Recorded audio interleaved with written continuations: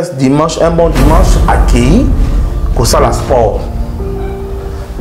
A commis na Pullman, pour Aza abonné na Pullman, a moni coach na été, a bengi coach na été, c'est que na zo koma dans 5 minutes. Et mais la télémie, na kata salle, a zo solo na téléphone. Et tombé que artiste me soupe, Aza kikuna, Aza ko sala pe, na kati kuna. Au mona, ana osala, obeta basaki kuna na salle de sport kota box. Artiste en a touré pe na batunaye. Le téléphone de John Wemba Moko a bendé la chaînette. On a bendé la filmé. Filmé. Ayam Balamora menacé, mais la bendé, mais la chaînette, mais la tête à la canne, Mouibi. Non, il m'a dit que non, musique. Faut et archi, faut aimer les ambundatés. Aimer les ballontés. Ok, Moutabeta. Moutabeta non déni. Aimer là, c'est un homme. Bon, il y a des plus aimer les amants dans ma tête. Moi, dans ma tête, on bête n'est pas colon kuma. Bisoba dans ma tête. Ba colon kuma, ba leke dingwe. Aimer la chebangwa, on va dingwe, ça m'a le bonsoir là. Leke dingwe, on bête n'est bisoba dans ma tête. Soki o la mouki, et là, on peut se faire baka sport. Aïe, Chanel, bon, ça ne Chanel Emilia. Nabi qui nous a l'ampia que Koti, Batoiseau, le bateau de l'Anzalato, Bozon, sa Chanel Emilia, et Chanel, tu as cher. On comprend des Melia, c'est élégant. Mon bas la bébé, c'est une zone. Melia, banda, on l'a tant. Mais l'artiste, open, star. Bazala, na ba salle de sport, na parlé na bango. Exemple, ba Werason, ba Jibem Piana. Ba Kofi Olomide, ba na ba sport, ba salle de sport. Ba prendre un peu faire repé, bien organisé, faire repé na salle de sport, na nakunaï. Affiche wana eza lokuta. Affiche wana eza fanatique mo comme ta salle en donc il y a comme yo pour raisonner. Donc eza fake news. Donc eza fake news mais eza fanatique da salle. Jusqu'aujourd'hui les officialités. Okay. Jusqu'aujourd'hui il y a dans maison Mansa production dans la salle affiche, dans la bimisi affiche T. Dans la bimisi affiche T jusqu'aujourd'hui. Donc on va débuter avec la publicité le 1er juin. Donc le 1er juin, le 1er juin, parce que c'est officiel. Problème à faire les arts et là, problème à faire les dépenses de la film. Comment ça? Il a été contacté par le producteur. Il a été contacté. Il a été reconnu parce que c'est dernier fils à Wenge. N'a contre Fali Poupate. Je l'aime bien. Ande Konara Mungala. Vous comprenez? C'est un bon artiste à Mbokanabiso. Oh, il ça bien. Il nous représente valablement dans le pays, partout. Quand il joue, ça nous fait plaisir. Mais aller jusqu'à mesurer Fali Poupa, c'est une erreur. Le rôle de Werason, Jibem Piana, Kofi Olomide, Nyoka Longo, Mbili Abel, Chalamona, c'est une erreur. C'est une erreur. Là, vraiment, c'est induire l'artiste en erreur. Et ça n'aura pas si peu. La répétition de ça, la showbiz va doit contacter. Fallait battre à Kota, yo momuna ni ne le kakatwana ba viona bazo bombe anatomique. Na monsieur que ba viona ba bombe anatomique événement à moko. Ba ko sabinoté le lo monde ba le lo ba suiviste ba koma quoi. Donc ba suiviste ba koma ça ba moni likambo. Ba lingi ba Kota pour ba tchaba ngoka ba zo ma base événement moko. Tozara on lui a fait croire que Kombo Naye est inscrit dans le boulevard. Oh, mais où c'est qui n'y va pas?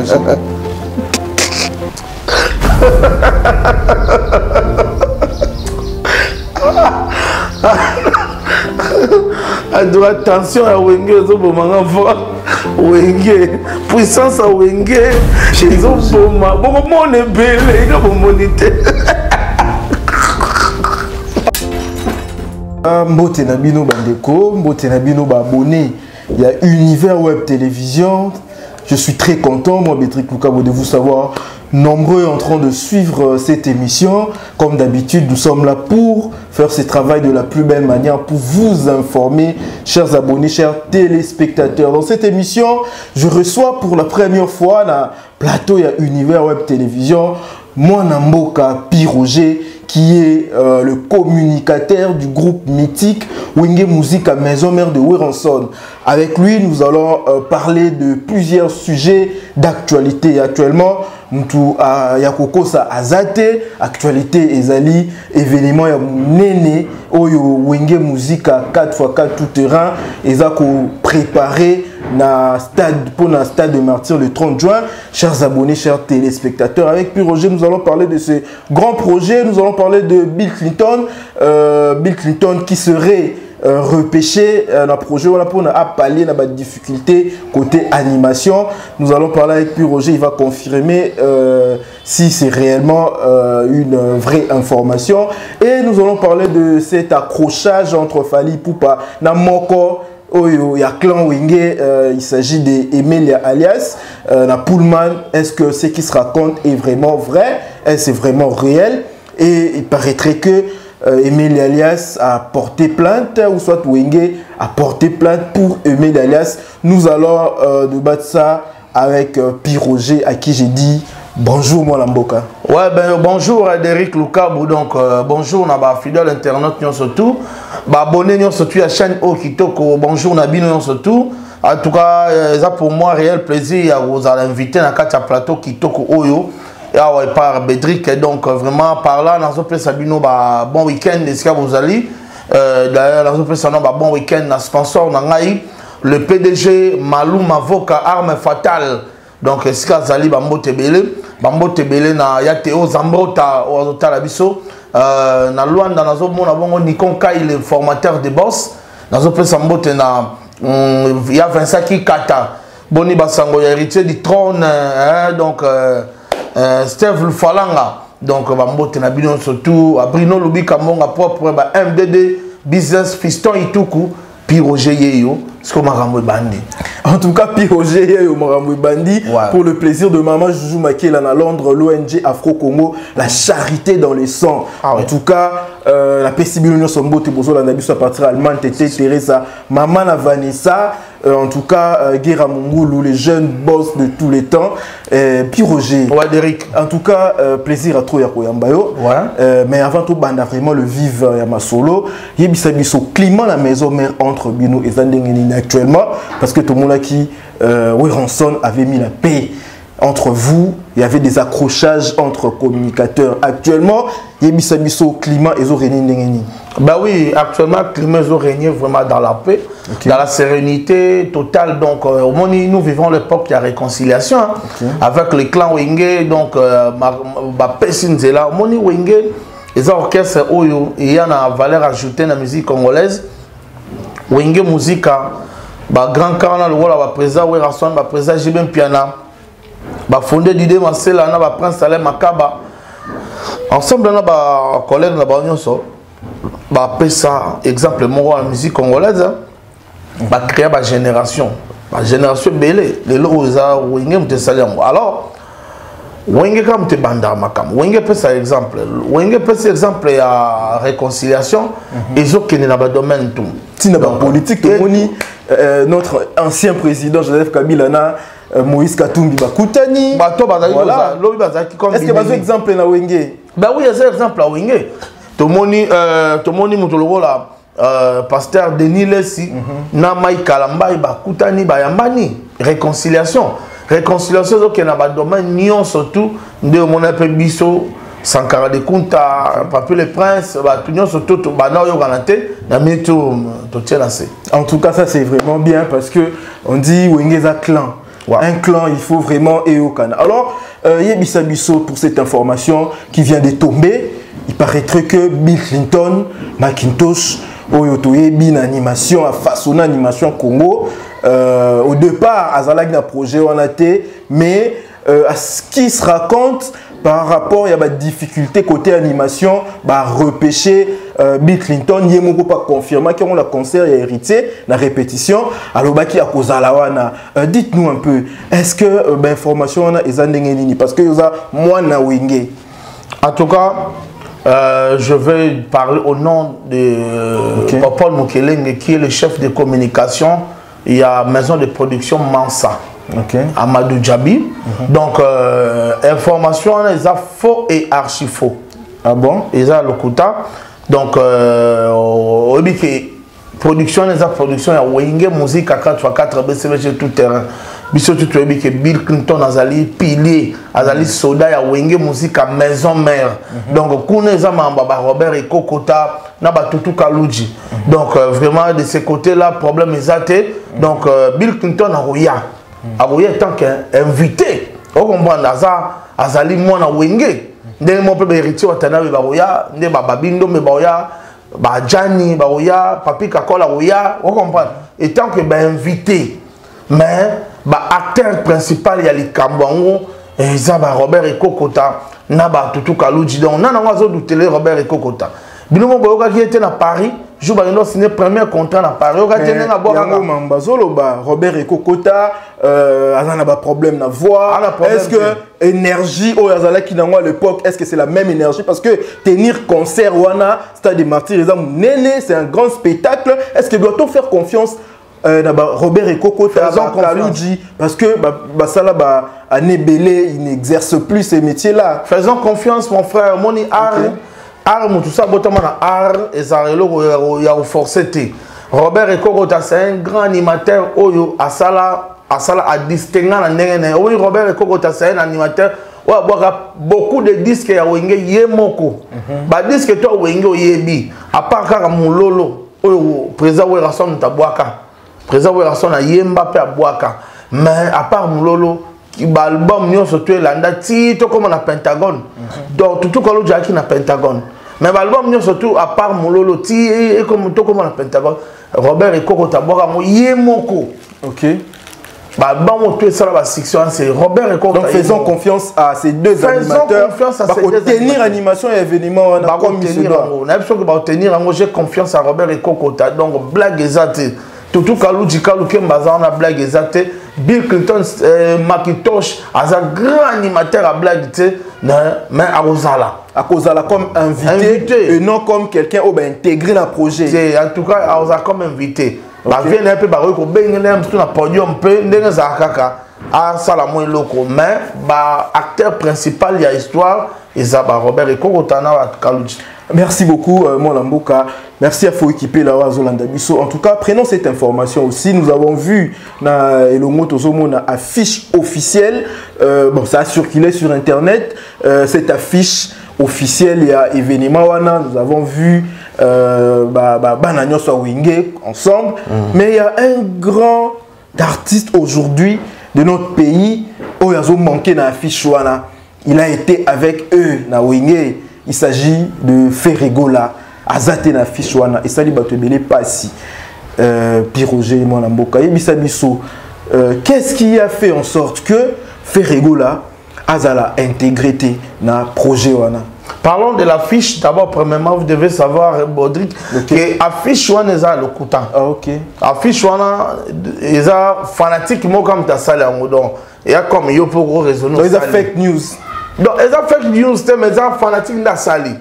Jusqu'aujourd'hui, les officialités. Okay. Jusqu'aujourd'hui, il y a dans Maison Mansa Production, dans la salle affiche, dans la Bimisi affiche T. Dans la Bimisi affiche T jusqu'aujourd'hui. Donc, on va débuter avec la publicité le 1er juin. Ok. Donc, le 1er juin, dans quelques jours. Ouais, le 1er juin, c'est officiel. Bon, on a pensé qu'il y a publicité dans la France 24, il y a publicité dans la TV5, il y a monde, bon, il y a publicité. Déjà, d'ailleurs, la chaîne Canal Plus, c'est ça, pour la Wingé. Il y a des Américains, donc, au début mois de juin, le 1er juin, tout est démarré. Donc, on a une fiche, il y a officiel. D'ailleurs, on a une fiche, on a erreur, ok.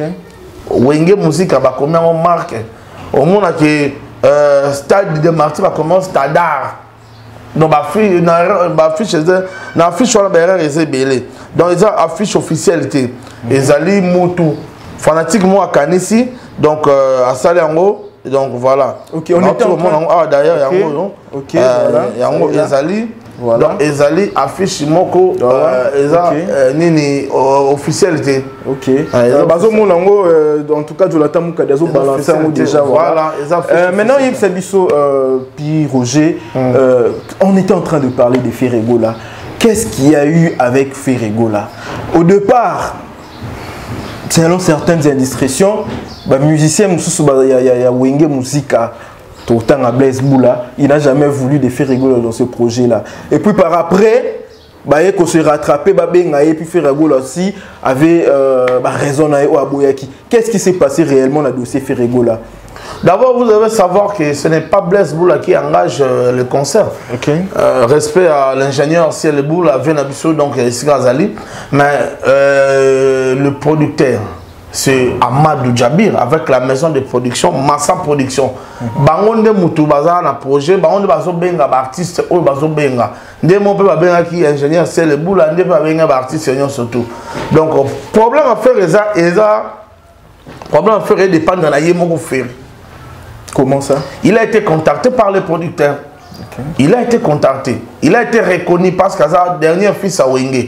Concernant les reconnu par les uns, refusé par les autres. Non, reconnu déjà par tout le monde, par les fanatiques, parce que Billy les alliés tout le monde a fait Nakata Wenge ensemble na ba Blaise Boula na batutu.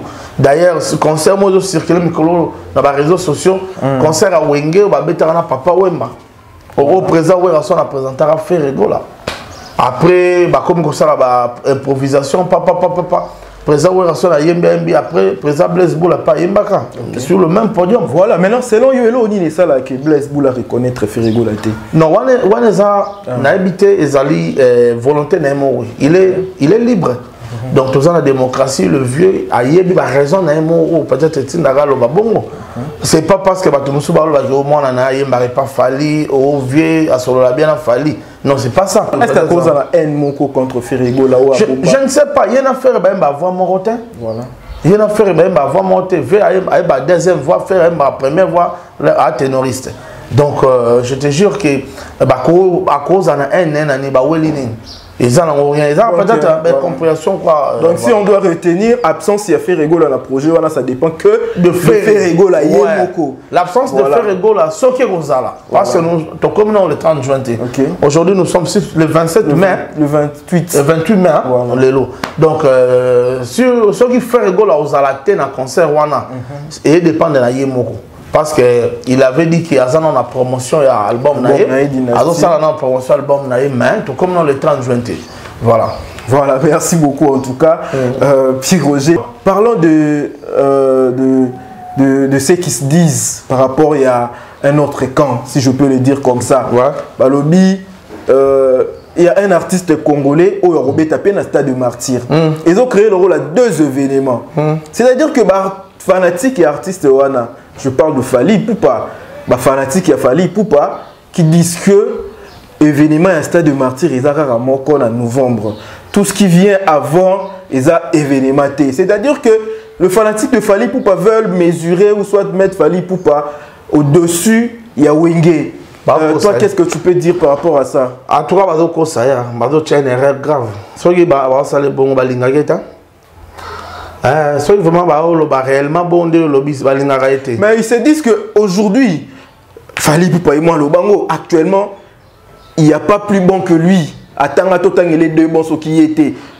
C'est-à-dire que ça suppose qu'il est au-dessus de la clan Wenge Mobimba. Derrick, nous avons aveugle, nous avons sur mes Derrick. Mambo Wenge Salaka, na o Sala. Est-ce que Fali Poupa Sala? Na contre Fali Poupa te. Voilà. Je l'aime bien. Ande Konanga Mungala. Vous comprenez? C'est un bon artiste, un bon cannabiso. Oh, il ça bien. Il nous représente valablement dans le pays, partout. Quand il joue, ça nous fait plaisir.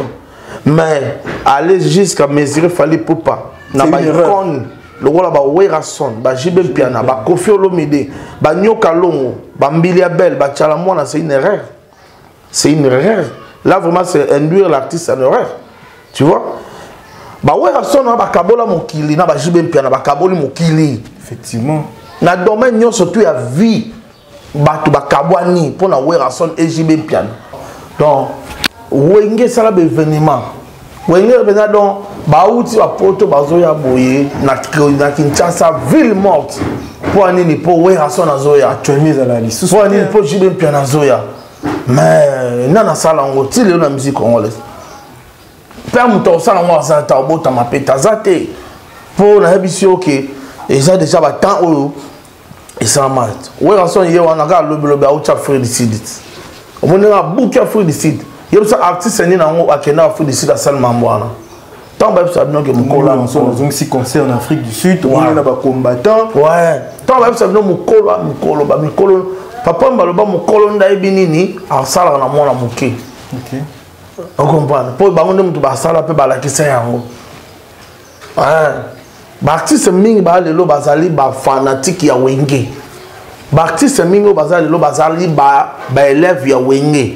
Il y a au moins les 30 jours où on a dans stade de Marty, bah professeur bah nous peut sa cour bah élève bah vendre bah d'autres bateau bah ça pour douter na bah énergie il y a Werason il y a bah Jibin Piana pour dire que ils ont tout donné dans leur carrière, c'est-à-dire que énergie na bah on se déjà bah pessi et donc c'est-à-dire qu'il fallait appeler bah Ferré, il fallait appeler le Bill pour na bah ko seconder bah Viwana parce que bah so créer bah so craindre que événement né le roi les 30 jours ils à l'échec même Zachary Baba l'a dit non Derrick n'a dit que Yona sert nos Virginie nganga boza trop tendance à faire non même mais boti ka marambo calme moni batuana Wenge bazana énergie et batuana pour sa nostalgie et là on ça na ça fait 25 ans passés 25 ans passés batu ba revoir ba mona su bango bongo te na podium alors batu bana eleng tala mikolo tala ne ba bar banganda nyoso Kinshasa en tout cas sans mentir comme Wenge et Kangi actualité musicale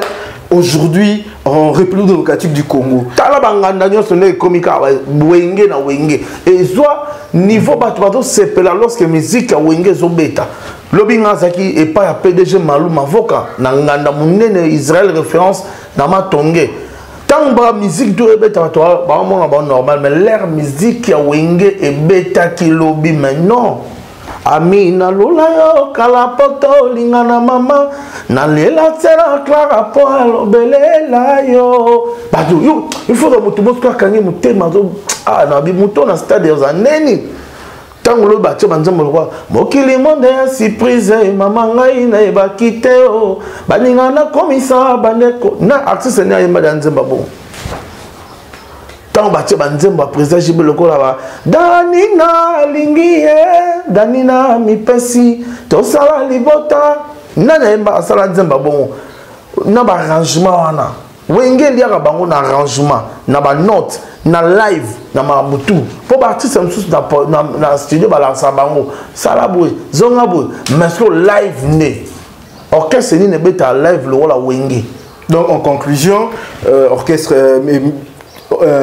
concert on est très bien bato bazo banga na ba performance a wira bavana na ba wira JB les autres bavana na bango calme bato ba craindre que ils allaient l'échec et au ça la plainte bavana na bango calme et ça la passe pas OK ba répétition de ça ba la showbiz bato ba contacter fallait bato ba kota yo momuna nini le kankatwa na ba viona bazo bombe anatomique. OK. Na biso ke ba viona ba bombe anatomique événement à moko ba ko sabinoté lelo moni ba lelo ba suiviste ba koma quoi donc ba suiviste ba koma ça ba moni likambo ba lingi ba kota pour ba tcha bango ka ba zo ma base événement moko tous un événement en 1974 ezalaka combat mondial ya Ali et Foreman après on a dans 2022 tu ko zo combat mondial musical il y a Werason, Jibin Piana et ensemble Wenge musique à 4x4 BCBG tout terrain. Pour moni Werason, Jibin Piana basi va beta ba stade. Jibin Piana Kolo Martyr.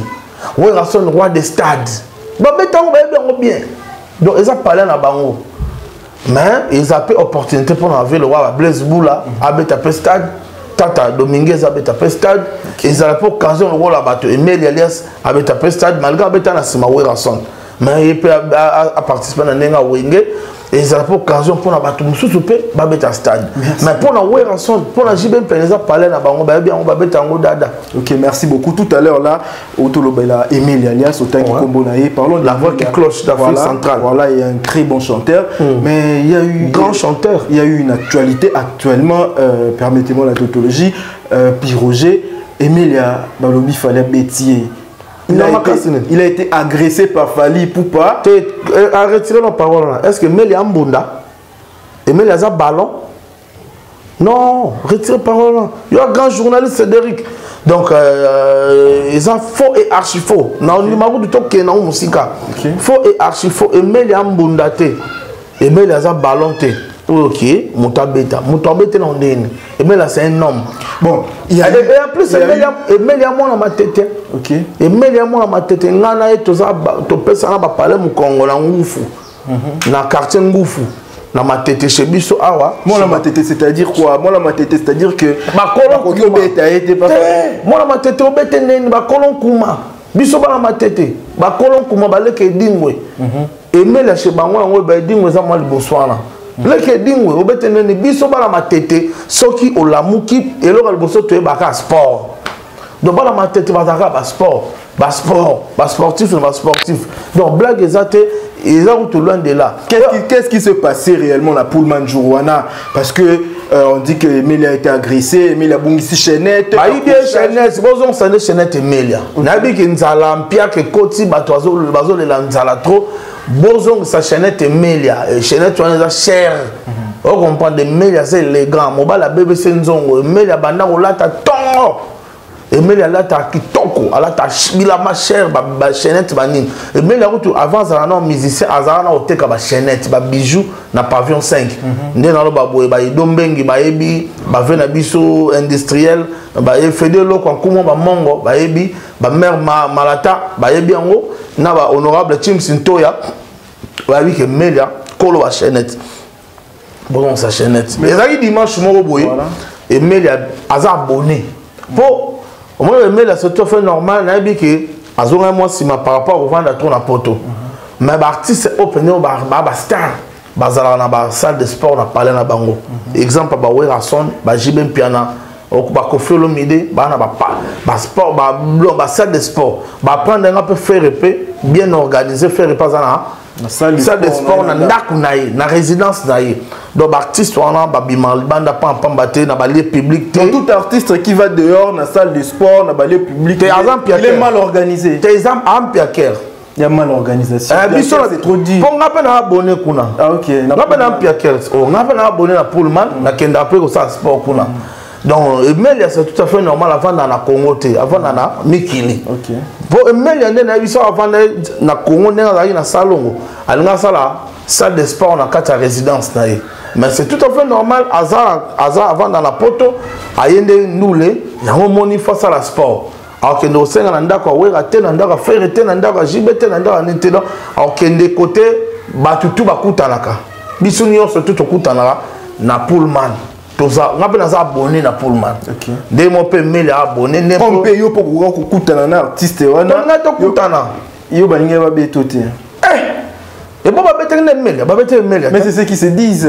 Te wana zali ba charlatan. OK. On comprend. Wana za sola ko banga so moni mutu. Et le ça mi bino mo bokomi ko wela ka ke ba betoté. C'est bino ndi ba betoté. Oui, c'est biso elo roni les cas qui réellement. Emilia alias dimanche un bon dimanche accueilli ko ça la sport.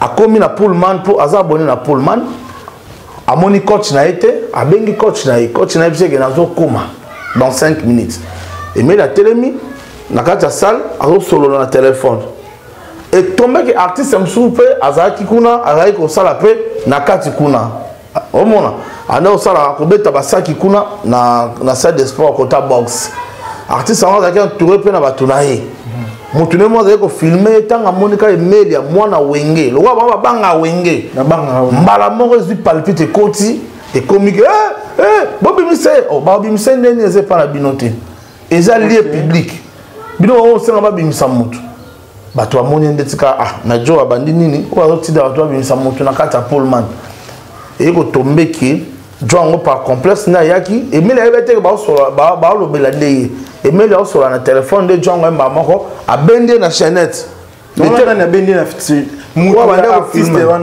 bande ko filmer ayamba la moko menacer mais la bende mais la chaînette mais la tata la kansi moyibi atala boyende Django abetiku et mais la skiva autant que moi la matete OK tant que skiva Django betami balende ezwa qui a chrétien awa donc par là de sécurité pour le monde bayaki nde ba tomboli Django ba buaki libanda parce que artiste na yé tant à moni que ba bimisi mutune libanda des artistes à kati ba mo sport à la tibilamba bonga sokolité mbala moko à sokolité quelle précision mais on ça chers abonnés chers téléspectateurs moi ndето ça la sport OK ndето ça la sport to toka fort pour ozongela bilamba na oyo oyaki nango salle moza wana salle de bain au côté au bâtiment limba aux zones ya sala ki monté te ya sala ti pas qui pressé maman bou aye abani maman ko soini semeli alias l'artiste est venu ko soini semeli alias abani ko soini semeli obinoko asimbaki eloko babete la tennis OK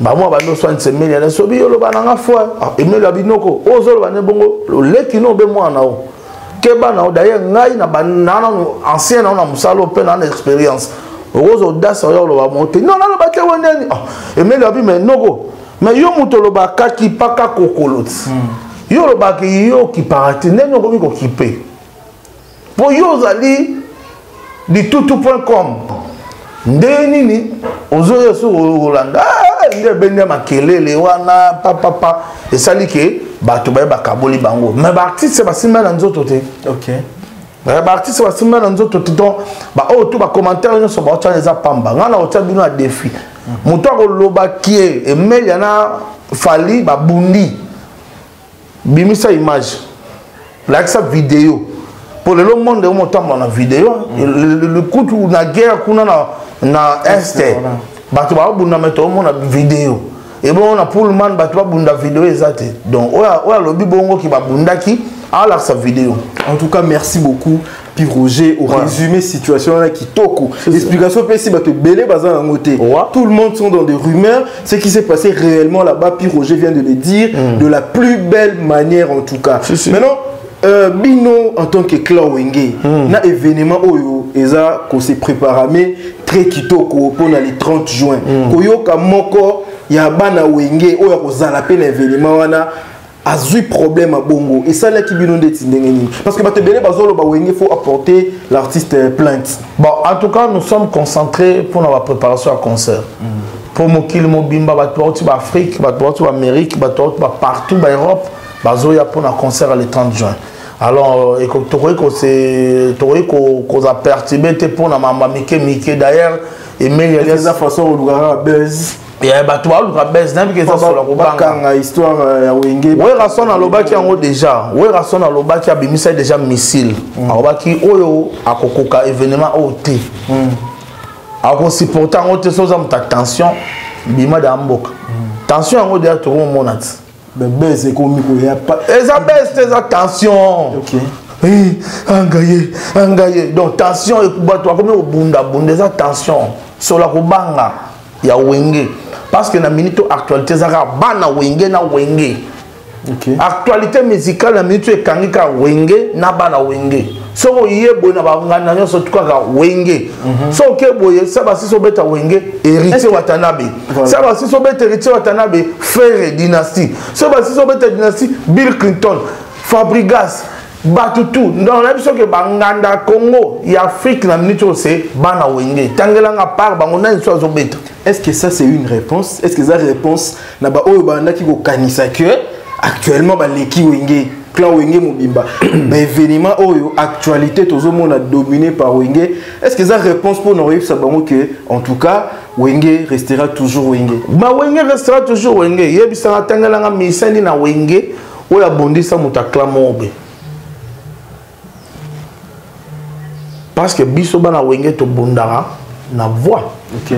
Ba sage baloba. La violence est l'arme des faibles. Le dialogue est l'arme des sages. Bill Clinton a lobé le roman Yahweh et Ninyango bazobanga yo. Nous nous battons moralement et non physiquement. donc so moni bato comme na physiquement eza faiblesse faire aloba na nzembo le mo balobi bayuma ba vida kala mais batikala ka ba squelette bayuma ba vida le loto constatango. Est-ce que vraiment les autres monango que bayuma ba vida vraiment? Mais oui, batikala ba squelette bayuma ba vida. Batikala ba squelette. Ya un moni là mususu ba tension zo boy ba sola ko banga ba nini. Zelo mona le temps de papa. Merci beaucoup. Le monde va bouger. Piroger en tout cas, être avec Piroger, bah sujet à Kakaka en tout cas, l'émission est toujours animée parce que Piroger vraiment côté communication, côté communication musicale, il est fait de la plus belle manière. Piroger, maintenant souka na question Oyo, très importante aussi. Tomoni le grand Mopao, Koffi Olomide, être humilié. On lui a fait croire que Kombo Naye et inscrire dans le boulevard Moto. Mais où c'est qui n'y va?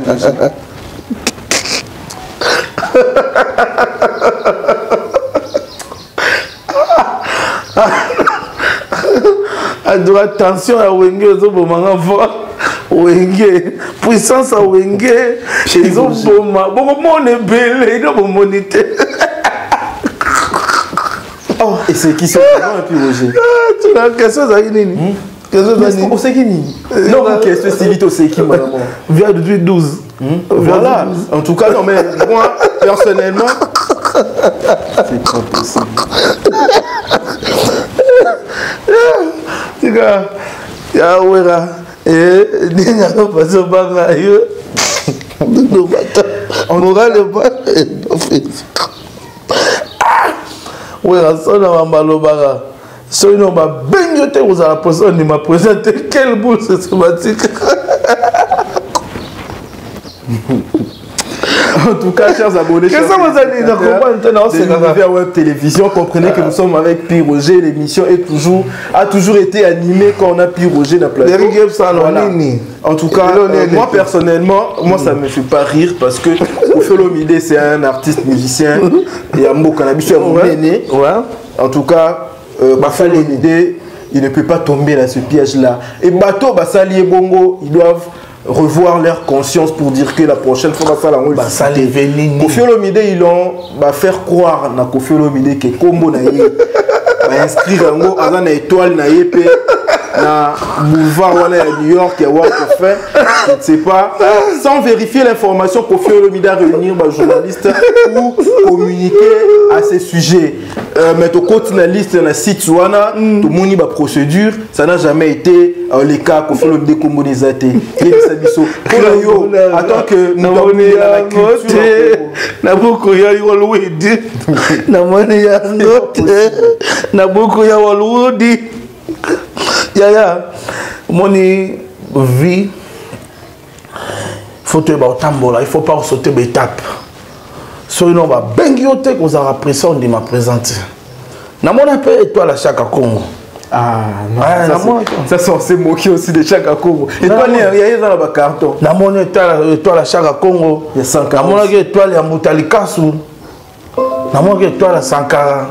La monnaie étoile à Massalanga, Adricha sénateur. L'objet de la monnaie étoile à Sangara. Ngaba c'est la étoile sans effet. Sans effet. Bon, il y en a besoin de battre. Bon, puis Roger. Si on continue à $20, tu tires l'étoile, ils sont sans effet. D'abord, tu n'as pas $20. Ouais, sans effet. Comme mécanique, vous avez donc. Mais normalement, le grand Mopao, un grand musicien, a quand même ambassadeur culturel. Yambo Cannabiso. Yo, il manque à professionnalisme et équipe. Toi, tu penses. Analyse ni nous ça là na mambo. Bah oui, ce qui vraiment ça c'est VRR bon vraiment ça manque à professionnalisme équipe marketing na pour voir on a ça icône azam to do télé ver on a ça pendant mutu munene na musique Afrique az artiste do télé a celle ba preuve na ye ngana kina ba Dubai wana na tuna ba to Dubai ba artiste ni boye bi batangela nga Werason batangela nga Innocent batangela nga avec Koffi Olomide. Azam moto a yebani. Vous comprenez? Donc, il y a 3 artistes à Dubaï, 3. Dans le milieu, vous avez dit pressé.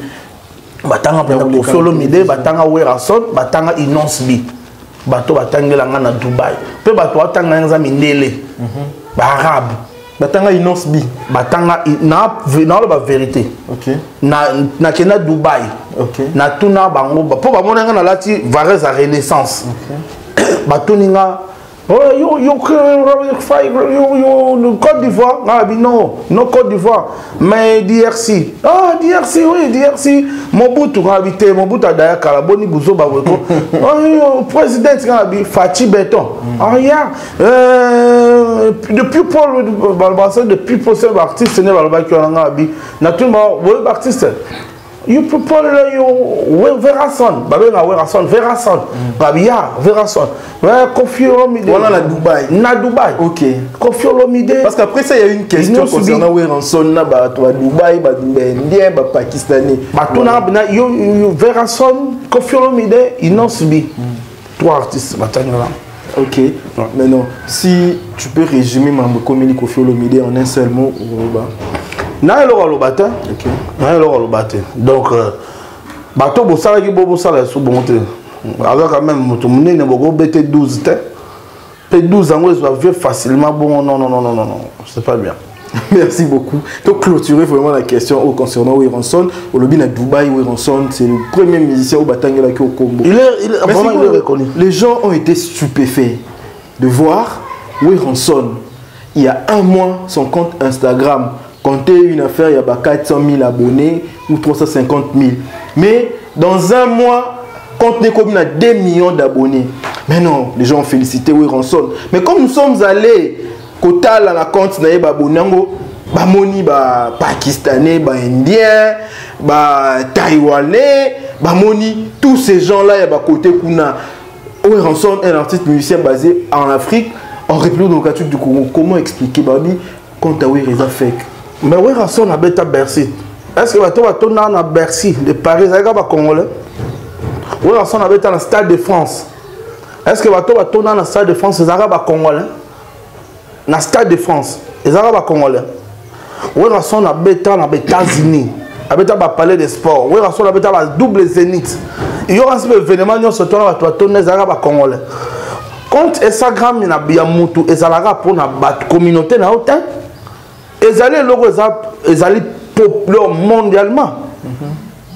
Aux artistes qui va découvrir à travers découvrir s'abonner. On a Instagram nanga togotala. Bato pakistanais bazana. Oui, bato bamindele bani bato comme mo kutobima awe senga ngai ba s'abona awa na yebi kutu bangote.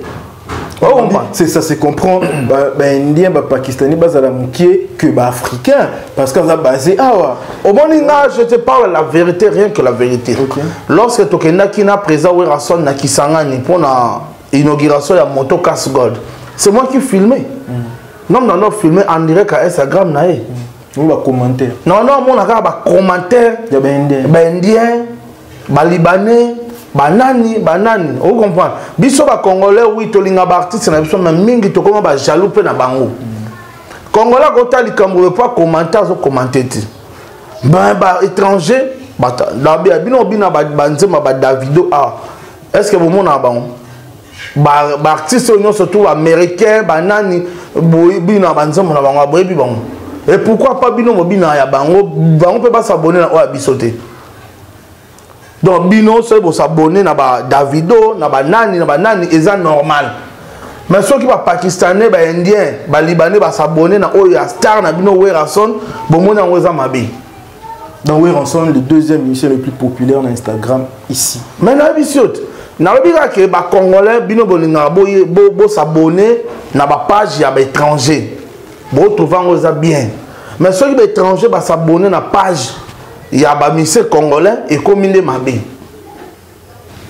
Merci, puis Roger, nous sommes arrivés à la fin. Ouais. Un mot de la fin et des salutations des alas. Mot de la fin, ça va que le 30 juin, tout se prépare dans le stade de Marty, tout est comme l'indépendance.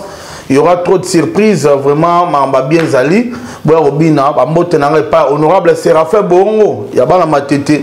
Il y a Théo Zambrota, mon tailleur dollar et là la tête. Serge Makila, les dragons de la monnaie, Fondation Sermak, Bissomogo, Bamotenanga pas Venanga, Eva la Moussaï, Betulabaou, différence Yana, Bamote pas président Clément Yoti, Ban et Kangagnon surtout.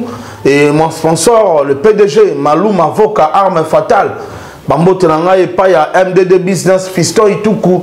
Il y a Didier Nzao, Fou Monero, Feniki Kuba, Moufinoukou, Afrique, Bamote Nayo. Il y a Jean Souka, président Darli Mongou, Tonton Kikoula, Motona Tembe. Donc, bino tout, Roger Mwanamboka. Il y a Gauthier Mascotte. Il y a Gauthier Mascotte, na pression en beauté. Yannick Kinia, Rombox. Yannick Kinia, Tobo Santé. Pourquoi pas na Podoka Kalunga en États-Unis. Podoka Kalunga, bâton de Moïse. Il y a Vincent Kikata, na Luanda. Tozo mona bongo ba lolo kula biloko couleur vous êtes belé. Merci Derrick. Merci beaucoup, merci surtout à vous qui nous avez suivis, chers abonnés, chers téléspectateurs. En tout cas, ne ratez jamais ce rendez-vous dans cette émission sur cette chaîne Univers Web Télévision. En tout cas, partagez nos émissions. Pour ceux-là qui ne se sont pas encore abonnés sur cette chaîne, je vous demande comme cela de vous abonner massivement pour ne pas rater nos prochaines émissions. Je vous dis bye bye. À la prochaine.